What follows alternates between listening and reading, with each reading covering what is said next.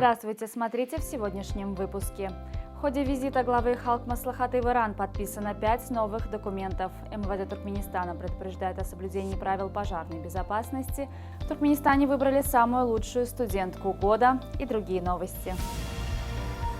5 документов о сотрудничестве в разных сферах было подписано по итогам состоявшихся переговоров в Тегеране главы Халк Маслахаты Туркменистана Гурбангулы Бердымухамедовой и президента Ирана. В ходе встречи в узком формате и в расширенном составе с участием правительственных делегаций Гурбангулы Бердымухамедов и Саед Ибрахим Раиси обсудили вопросы развития туркмено-иранского сотрудничества в политико-дипломатической, торгово-экономической и культурно-гуманитарной сферах, после чего были подписаны соответствующие документы.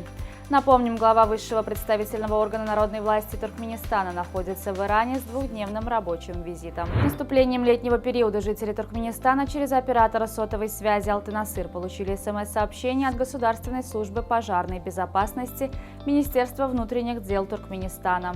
Гражданам напомнили о необходимости выключать электроприборы при выходе из дома или офиса. Гульнабад Сапарова, студентка Туркменского государственного института экономики и управления, удостоена звания «Студент года-2023». Успешно продемонстрировав свои таланты и способности, глубокие знания в области истории, литературы, искусства и английского языка, Гульнабад Сапарова смогла доказать свое преимущество перед конкурентами и убедить компетентное жюри в своем превосходстве. Завоевать победу студентки также помогли личные успехи и достижения в учебе, стремление к знаниям, интерес к наукам, трудолюбие и ответственность. Торжественная церемония подведения итогов конкурса проходила в Туркменском национальном институте мировых языков имени Довлетмамеда Азади. Конкурс по традиции был организован Министерством образования Туркменистана и Национальным центром профсоюзов. На территории заказника Гуры Ховдан Капедакского государственного природного заповедника родился жеребенок кулана. Маленького куланенка засняла фотокамера с сильным приближающим объективом. Куланы очень осторожные животные, особенно когда дело касается потомства, и подобраться к ним близко практически невозможно. В заповеднике рассказали, что на открытой местности среди холмов Гуры Ховдана обитает целая семья куланов – самец и 3 самки. И в прошлом году тоже было прибавление в семействе. Экологи ведут наблюдение за животными, а также следят, чтобы были исключены все факторы беспокойства. Ближайший источник воды, куда куланы ходят на водопой, содержат в чистоте и зимой стараются подкармливать. Марс начнет тестировать новую упаковку для своих шоколадных батончиков. Вместо пластика планируется использовать бумагу. Производители разрабатывали бумажную упаковку для батончиков, способную защитить от влаги и воздуха на протяжении 2 лет. В случае успеха батончиков Марс бумажной упаковкой обзаведутся также Bounty, Milky Way, Snickers и другие. Ремейк «Русалочки» к 26 мая собрал в прокате $38 миллионов и более 10 миллионов на предпоказах в США. Таким образом, фильм может стать одним из лучших кассовых дебютов 2023 года.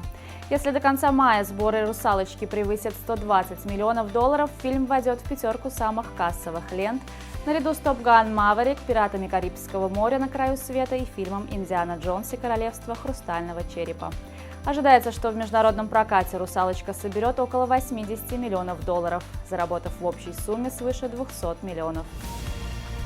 Все матчи регионального первенства Центральной Азии по теннису, которое состоится в Ашхабаде с 5 по 9 июня, среди мальчиков и девочек не старше 12 лет пройдут на крытых кортах Олимпийского городка. Об этом на брифинге для представителей СМИ сообщил председатель Федерации тенниса Туркменистана Эзиз Довлетов. Главным судьей первенства утвержден иранский специалист Лачин Ани. Как сообщалось ранее, в турнире примут участие юные теннисисты из Казахстана, Таджикистана, Узбекистана и Афганистана. Напомним, в 2019 году на таком же турнире в Ашхабаде туркменские теннисисты заняли 3-е место. В число студентов первого модуля тренерских курсов АФК категории А попал полузащитник сборной Туркменистана и Ашхабадского Алты-Насыра Ахмед Атаев. О старте данной учебной программы сообщается на сайте Федерации футбола Туркменистана. Курсы преподает инструктор АФК и заслуженный тренер Туркменистана Равшан Мухадов. К обучению приступили 24 специалиста, в том числе известные в прошлом игроки национальной сборной Туркменистана. Первый модуль тренерских курсов стартовал 25 мая и продлится до 5 июня. Вторая часть обучающей программы АФК пройдет с 14 по 24 июня текущего года.